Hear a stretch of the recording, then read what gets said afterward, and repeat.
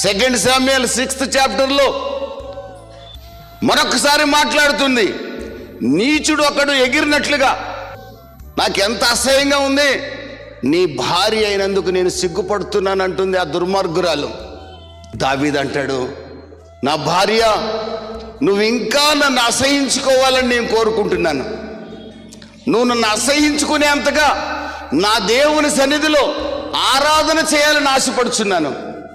నా దేవుడు ఎవరో తెలుసా? నా భార్య. నీ తండ్రి నన్ను తరుముతుండగా కెయిలా ప్రాంతంలో నా దేవుడు తన హస్తాల నీడలో నన్ను దాచాడు. నీ తండ్రి చేతికి చిక్కకుండా నన్ను కాపాడాడు. గొర్రెల దొడ్డిలో ఉన్న నన్ను సింహాసనాసనుడిగా చేశాడు. ఇంతకంటే నా దేవుడు నాకేం చేయాలి?